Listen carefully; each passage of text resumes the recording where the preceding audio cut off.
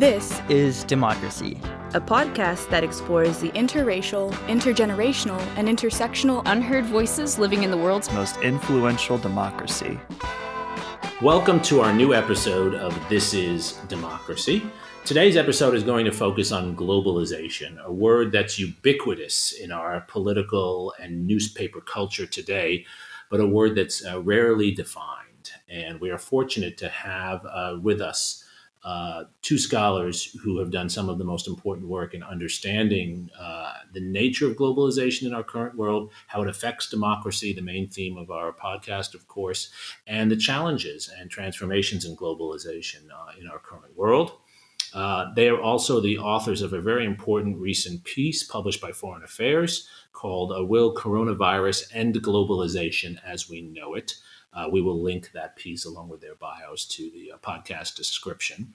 The first guest is Abraham Newman. He's a professor of government in the Edmund A. Walsh School of Foreign Service at Georgetown University. He's also director of the Mortara Center for International Studies, which I've had the pleasure of visiting and lecturing at a few times. It's one of the most beautiful buildings in Washington, D.C., I think, to actually give a lecture. Oh, thank you.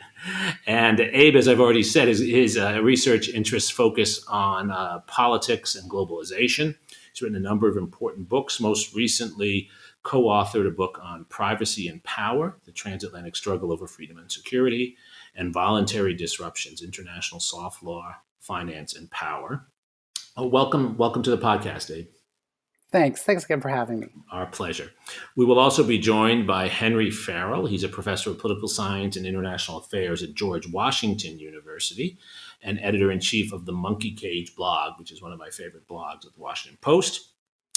Henry also works on a variety of topics related to democracy, globalization, political economy, and the internet. And he's actually written a number of books and articles on the topics, including a number with Abe Newman. So we have the dream team here with us. Before we turn to the LeBron James and Steph Curry of globalization, Zachary, you have your Michael Jordan poem, right? Yes. What is your poem titled today? Linked. Let's hear it. Linked. When the wall fell and the whole world stared and the little concrete pieces found their way around the world, did anyone recognize what was sifting out of the rubble? Out of the dust coalesced a new system, a net through which millions flowed to 1,000 different points on a map of every port, every city. Out of the dust came a new system, a net not flat, stepped on in points of weakness by U.S. sanctions, Chinese 5G, the silent wars on the internet, invisible above. Out of the dust, we were all linked. The Japanese car assembled in Ohio with parts from Germany and computers from South Korea. Out of the dust, linked, inexorably linked. Out of the dust, we all needed something and were needed. No more the freestanding self-dependence. No more did the U.S. need to make erasers. No more did China have to grow soybeans. Yet compromise seems too good to a suspicious world, and we are busy hiring private detectives to stalk our global competitors while farmers' crops mold in damp fields, while technology companies send our data across the oceans in seconds. We're teetering on the edge of mutually assured destruction, fingers hovering, shaking, just above the economic triggers, and instead of nuclear codes, the president holds the US dollar in his hands. I love the imagery there, Zachary. What is your poem about? My poem is really about this new world order of globalization that arose after the Cold War. And in the beginning, we thought it was going to be this very liberating system. But in many ways, we've found some of the same problems of the older system are lingering. Right. Well, I think that's a good insight and a perfect place to turn to Abe. How, Abe, do you describe globalization to those who use the word but haven't thought as deeply about it as you have? Well, first, I just want to say that poem, it really captures many of the core arguments that Henry and I make in our work.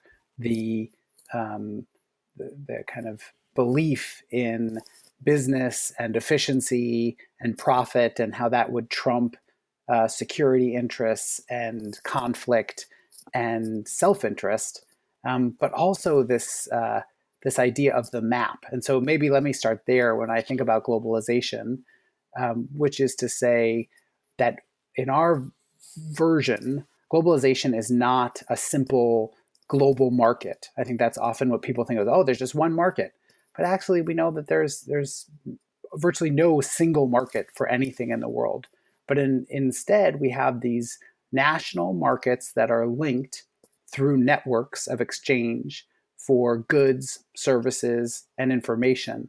And that's really what globalization is the movement away from dependence solely on national products to the interconnectedness of countries through economic exchange of goods, services, and information, which then create globalization.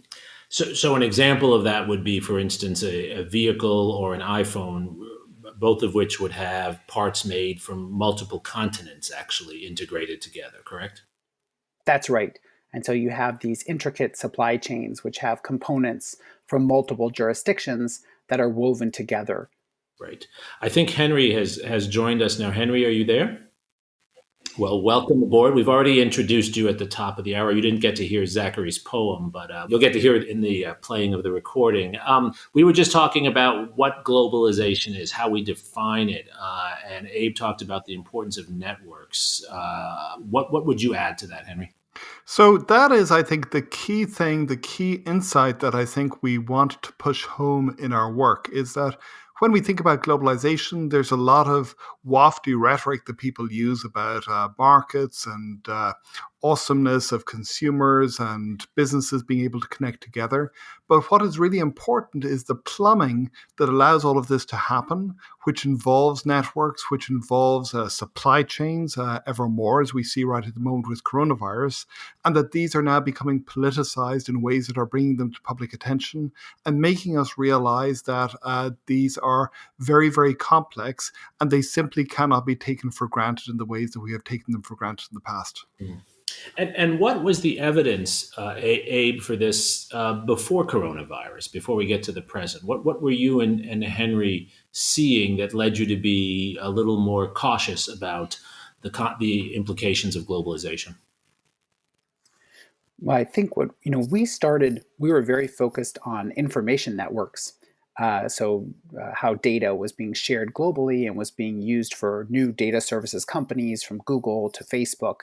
And, I think the clear canary in the coal mine for us was the Snowden revelations. And, there had been this big talk of the internet was going to be this, transformative power for freedom and liberation.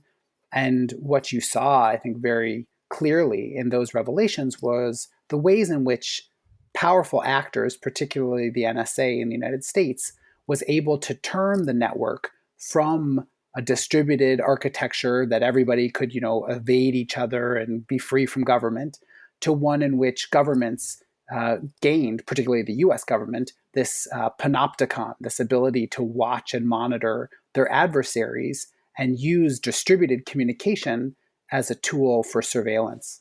It's extraordinary how long ago that seems. It was not that long ago, but the Snowden revelations and with all the Sturm und Drang of the last few years, they seem so long ago, don't they?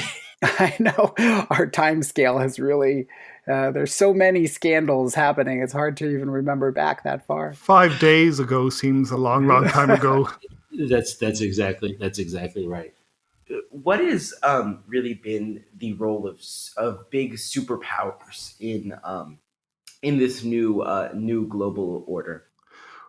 Well, what we see, I think, is that a lot depends on when they became superpowers. So if we look at the Snowden revelations, which are all about surveillance, if we look at the other work that Abe and I have done, which focuses on financial networks, which are also crucial and have allowed for various exercises of power, what we see is that the United States has been very, very privileged and very capable of turning these networks into tools of strategic dominance. And the reason why it has been able to do that is because it was around and was dominant at the time that these networks were being formed. Whereas China, which was not around when these networks were being formed, has had to play a kind of game of global catch-up. And this helps explain, for example, a lot of the fighting over Huawei. Because if we look at Huawei, which is, of course, this Chinese telecommunications company, which has become very controversial, it wants to build out the infrastructure for 5G for the world. The worry that the United States has is that this will then give a backdoor to the Chinese government, which it can then use perhaps not only to surveil conversations, but perhaps even to take over and make the communication structure break down in a situation of some kind of a standoff between China and other powers. And the United States is pushing back with everything it can, including its own control of semiconductor markets in order to prevent this from happening. And what you could see this as being is a situation in which the United States is still the dominant superpower. China is challenging it, but is disadvantaged in its access to and its control over these global networks, and is effectively trying, perhaps through Huawei, to gain some control that it has not had before. It sounds, Henry, a lot like a combination of a first mover advantage and maybe very traditional geopolitics in a different space. That's right. And if you look at the way that we think about global e-commerce, if you think about network effects and first mover advantages, obviously crucially important there, you want to be not necessarily the first actor to bring an innovation to market, but you do want to be the first actor to bring an innovation to scale, to get the network benefits and externalities. And the United States has been able to do that. China is doing its best to catch up. And if I could just add, I think something that's important to remember is many of these networks, these scale networks, they were created largely out of private actor interests. The banks, internet companies, they were creating these networks that had a particular map to them, a particular topography, which was that there were these central nodes in those networks. And then in the wake of 9/11, the US government woke up and said, hey, this structure of globalization, this particular map, can be extraordinarily useful for us. And they started to exert that power, first against terrorist organizations, but now we see it increasingly against other great powers like China. Right. And of course, the Treasury Department became a central node for this activity, right? Exactly. So with these advantages that you have mapped out, Abe and Henry, you would think the United States would be well positioned to use globalization to its advantage in the coronavirus crisis. But you have written, both of you, very, very eloquently about how we haven't. Why is that? Well, part of the story, at least, involves state capacity. So we argue that in order to be able to use these kinds of forms of network power, you need control over a central node in the network. You need the kinds of norms, also the kinds of state institutions as well, that allow you to exercise that control effectively. And so the Trump administration, obviously, you can say many, many things about it, but administrative competence is not something that has been particularly notable in the Trump administration, and capacity to understand the situation that it's in, equally, just the same. So we have seen, I think that the United States could probably have done a lot more, a lot earlier, in order to try and press for its advantage. And now it is belatedly trying to wake up to this. So we see, for example, the use of the Defense Production Act, which is not simply, or perhaps even not primarily, being used to get domestic producers to change what they're producing, but instead is being used against companies like 3M, as best as we can tell from media reports, which are a little bit conflicting. But it appears that it has been used to get 3M to force its various foreign subsidiaries to stop supplying other foreign governments and to supply the United States instead with the masks and other medical equipment that the United States wants. So in effect, we can see this as another kind of version of weaponized interdependence, that there are a lot of multinationals which still have their headquarters here in the United States. This means that they are heavily legally exposed to the US jurisdiction, and the Trump administration is using every weapon it can to try and get them to devote their supply chains to the benefit of the US at the expense of other countries, including US allies. It sounds like another version of what the Trump administration's done with sanctions on Iran, using America's banking power to force banks overseas to not loan money or engage in commerce with Iran. Exactly. And I mean, I think one of the key points of the arguments that Henry and I have made is that it's not simply that they force the US companies to change their activities, but it's forcing global networks to bend to US power. And so when it comes to sanctions on Iran, it's not just that US banks have to do things, but if you're Deutsche Bank Right. and you want to clear through the US dollar clearing system, which you almost certainly have to do to be a global bank, then you have to comply with US sanctions. Right. Sorry. Yeah. Although, if I can just add, one thing that is interestingly different is that you don't have much choice if you're a bank than to use the US-based banking system. If you are a government abroad and you are thinking about US multinationals and relying upon US multinational supply chains, you probably have various other alternatives that you could possibly turn to. So this could have some pretty significant long-term costs for the ability of the United States to push forward this US-led form of globalization, which has worked so well for it in the past. And that's one of the points that stood out to me in your piece in Foreign Affairs. Abe, it did seem that you and Henry were arguing that the supply chains the United States has come to rely on, especially for things like iPhones, but also for masks and things of that sort, have left us vulnerable because we can't produce these things ourselves. Is that accurate? Definitely. I mean, I think the thing that we are very concerned with in the foreign affairs piece is this notion, the way we call it is reverse protectionism. Right. That the idea that countries traditionally, when they engaged in protectionism, they were minimizing imports and they were trying to maximize exports. But what we're seeing right now in the corona crisis is countries are doing the opposite. They're restricting exports of key equipment and goods. But the problem is in many of these supply chains, they do not own the complete supply chain.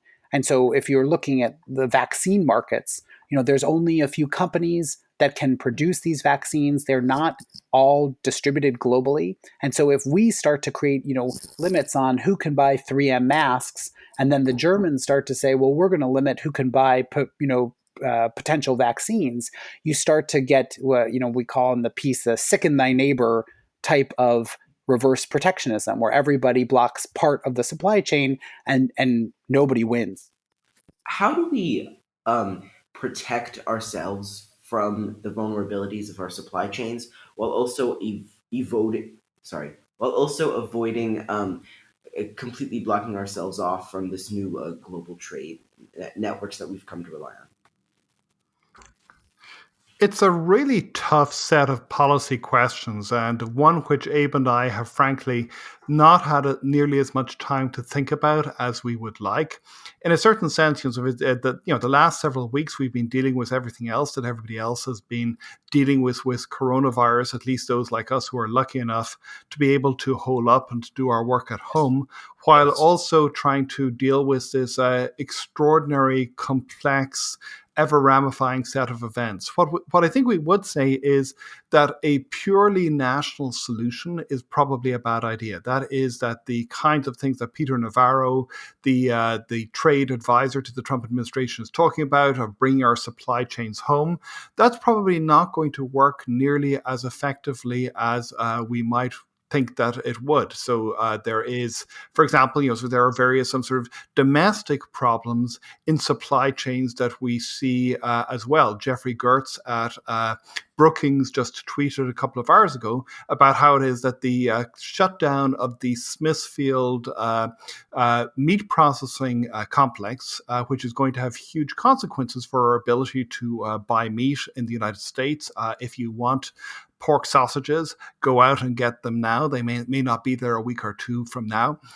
This suggests that there is a more general problem with redundancy in supply chains. So part of the problem is that the more that we have had pushes for increased efficiency in supply chains, the more that we have had pushes against inventory, against trying to have multiple different suppliers, the more that we find ourselves in this kind of situation where we are extremely vulnerable.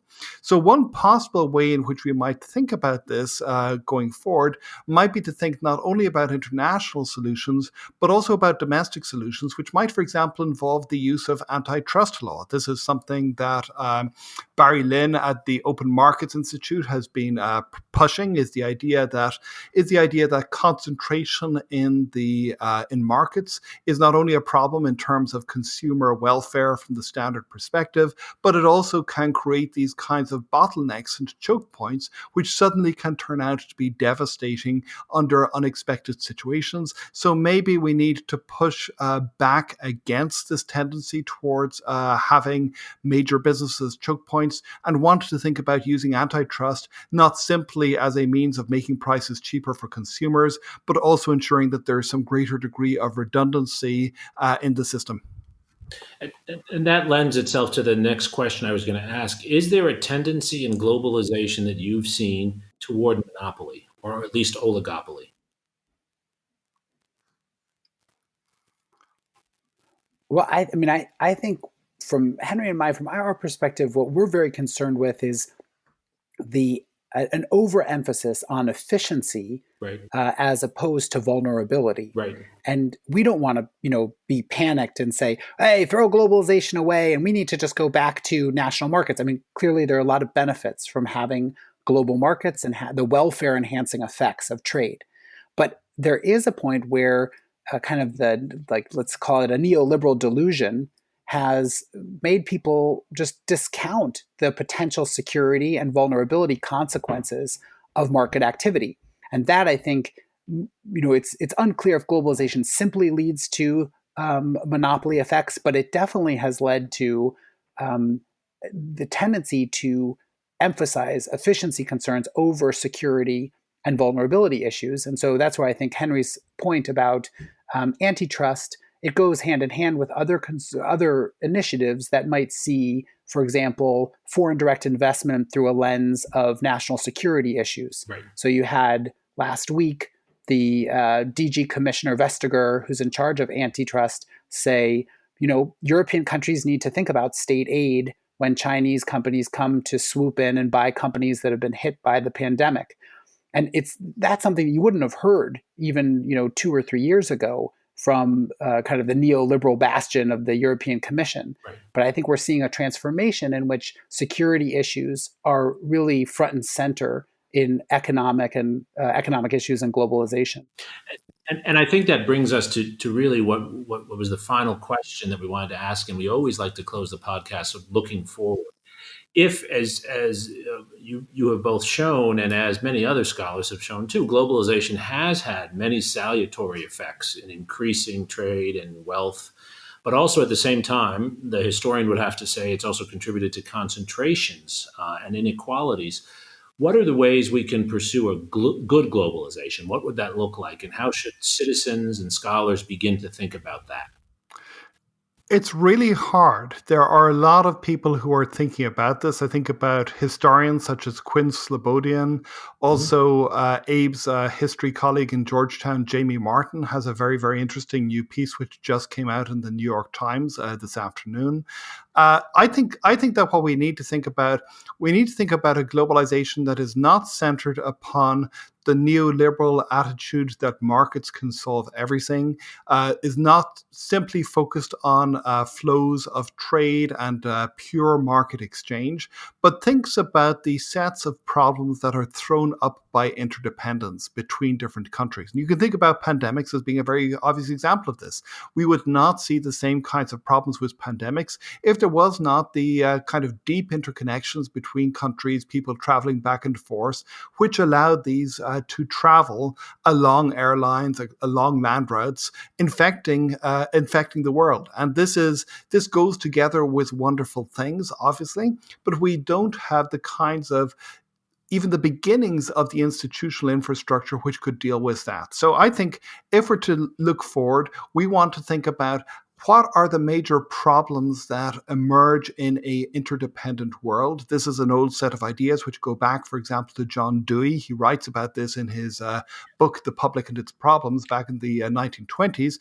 What are the problems and what are the best and most appropriate ways of solving them? Not just thinking about pandemics, thinking about things like food security, thinking about things like, of course, climate change, And also perhaps finally thinking about systematic action to eliminate some of the deliberately created loopholes in the global system, which allow, for example, rich individuals and corporations to stash their money away, making it more difficult for governments to raise revenues that they need to do things for their citizens, and also perhaps providing opportunities for those individuals and those corporations to exercise influence over politics in ways that don't necessarily accord with the common good.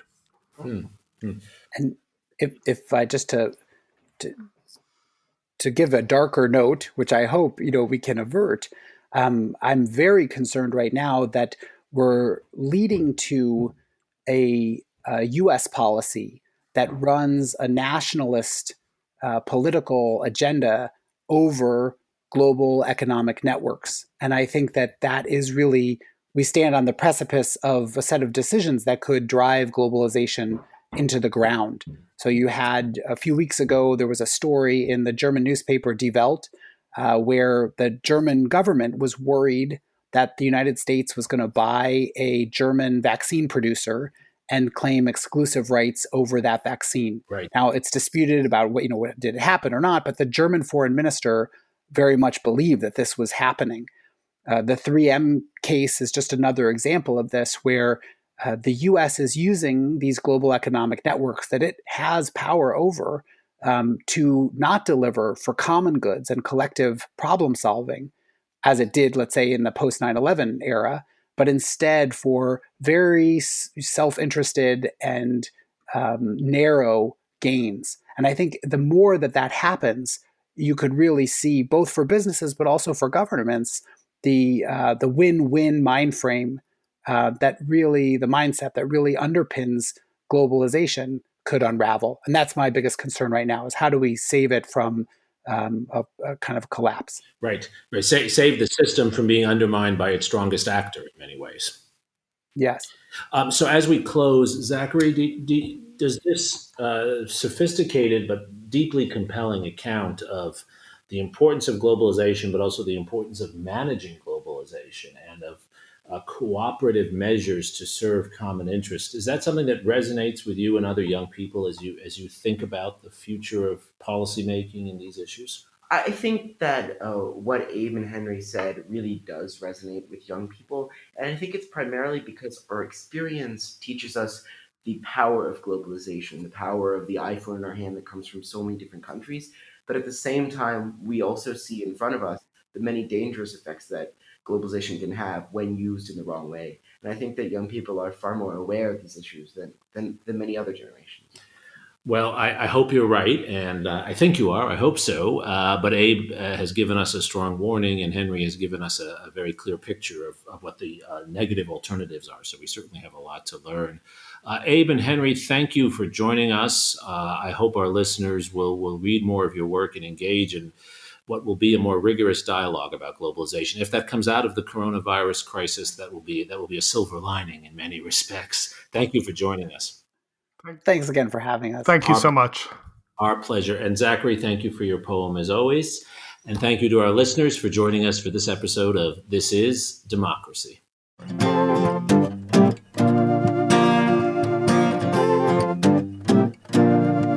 This podcast is produced by the Liberal Arts Development Studio and the College of Liberal Arts at the University of Texas at Austin.